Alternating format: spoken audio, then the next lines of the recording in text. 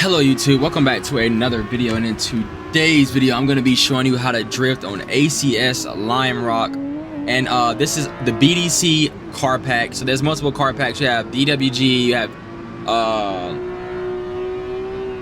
BDC, you have a lot of different car packs. So this is one of the easier car packs I'm going to be showing you how to drift in, teaching you how to drift at ACS Lime Rock. I have other videos in Brooklyn Park on BDC Car Pack. I have other videos in clutch kickers, and I'll update them. I'll continue to make them better, continue to improve, continue to help people out, and I'll continue on my journey that I'll get better as a drifter, and you can learn to get better as a drifter with me. I'll teach you what I know, and using these techniques that you can end up doing what I do. Just go ahead and get started. So first thing I'm going to do is I'm going to check my tunes. I'm going to make sure, I'm going to go here, I'm going to make sure, I'm going to go to my gears, I'm going to make sure that this race tune is race fuel. My third gear is about 94 miles per hour. I want my third gear to at least be about 80, 84, 88. I can tweak it depending on how I feel. So for starters, what I want to tell you guys is work on your throttle control. That's number one important throttle control. So what you want to do is you always want to feather it. So as you can see right here, you see my mouse moving right here. Blue is the clutch, red is brake, green is gas. So pay attention to the green. So we're going to talk about the green right now, the throttle control. You always want to feather it. So just, So you always want to use about 80%, never fully smash the throttle down. And you never also want to never fully let off unless transitioning from drift to drift. And I'll break it down and show you what I mean as in the video goes. But never fully smash the throttle. So be very, feather it. You want to feather the throttle. So I'll kind of show you what I'm saying. So just feather it like this. Not, you know, go feather it. I'll give you an example. You know, see I'm just feathering it.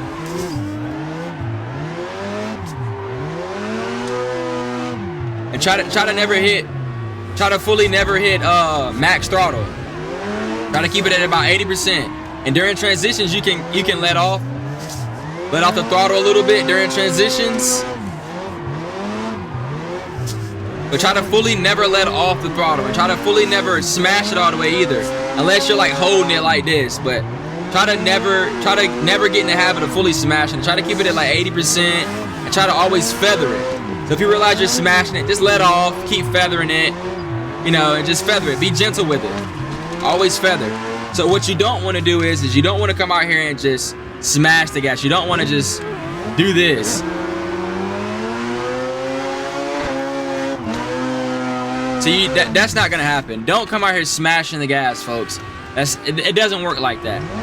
Throttle control is very important. So learn to feather the throttle. And also, I have another.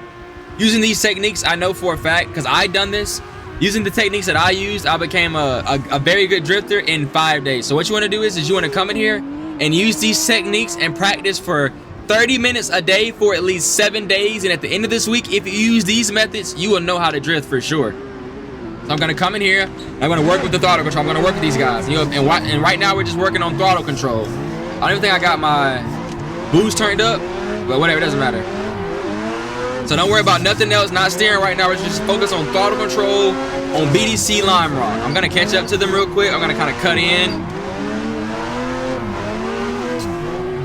All right, now these are AI bots just to kind of help you drift so you can get some practice. All right, throttle control.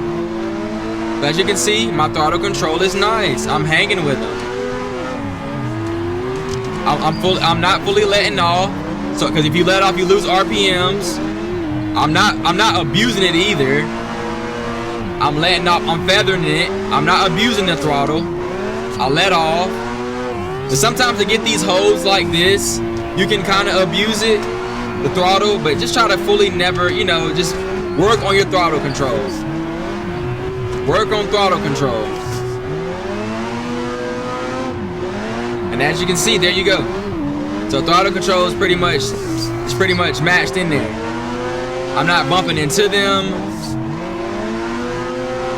I haven't spun out. I don't need to use my handbrake or my clutch. I'm simply just getting it in. As you can see, look at that. I mean, just perfect drifts. Simply because I know how to do throttle control. Throttle control is the beginning. Knowing how to work that throttle. I haven't hit the clutch. I haven't used handbrake. I haven't done anything. There's throttle control, and that's basically it when it comes to drifting. Everything else is just, I mean, after steering, that's it. Steering and throttle control. Because as you can see, I'm just steering. I'm not touching my shifter. I'm not touching my anything. I'm just simply doing that. So next, what I want to show you is your steering. So what you don't want to do is oversteer or fight the steering wheel. Let the steering wheel realign. Feel the weight distribution upon transitions, and let that car flow. So let's go ahead and show you what I'm talking about. So now we got the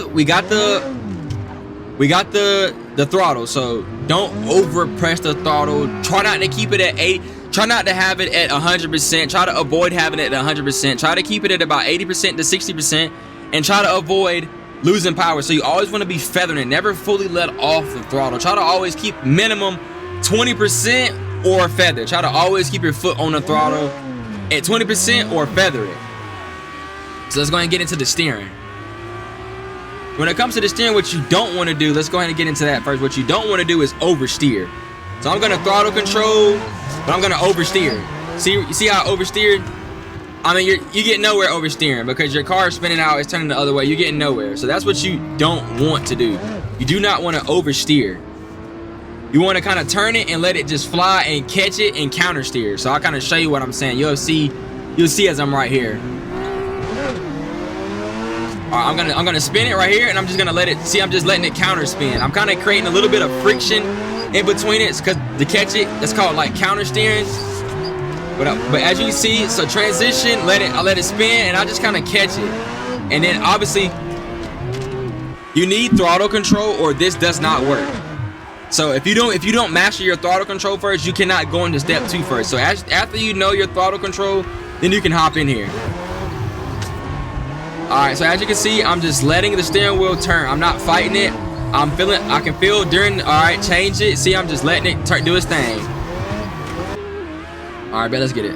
I'm in here now. Throttle control, don't hit too much throttle. Don't take off the throttle, at least keep 20% throttle. So it's always a balance. You don't want to have too much or too little. You don't want to have too much salt, too much sugar. You want to balance it out. All right, so let's get it. Throttle control, counter steering, coming in, keeping that thing turned at an angle, counter steering again, letting that wheel turn, and I'm just catching it whenever it gets to the point when I feel that car shift, all right? And let that momentum carry you. Just let that momentum swing you. Once you put these fundamentals in and practice,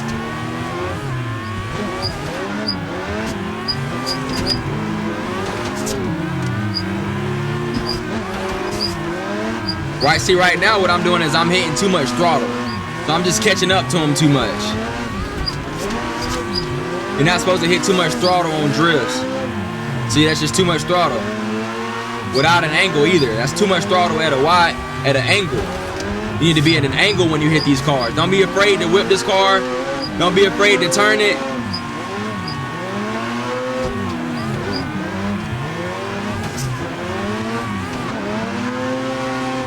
Don't be afraid of the car. And once you start to feel it and get the hang of it, you really can do something magical.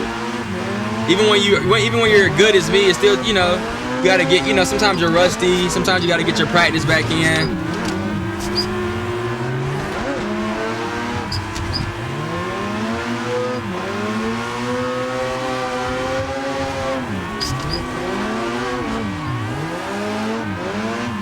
Alright, and there we go. I'm in that line, man. I'm really feeling it. I haven't played this map in a minute. I just thought I'd get on here and show you guys. Help people who want to drift out, especially on a particular map. Help people who don't know how to drift, and all these fundamentals apply to controller, whatever map you're on. I'll make more maps in the future. If there's a map you want me to teach you how to help you on with a specific car pack, let me know down below. And if I'm not good at it, I'll try my best. I'll work on it. I'll get good, help you guys out, and we can grow together. Let's grow together. Come join this drift journey with me, and let's get into this business.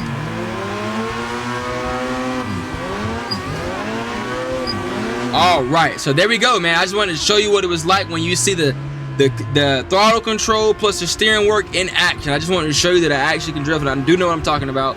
So now let's get into the fourth fundamental. So we talked about throttle control, we talked about steering, we talked about shifting in, drifting in the highest gear possible. In this case, it was third.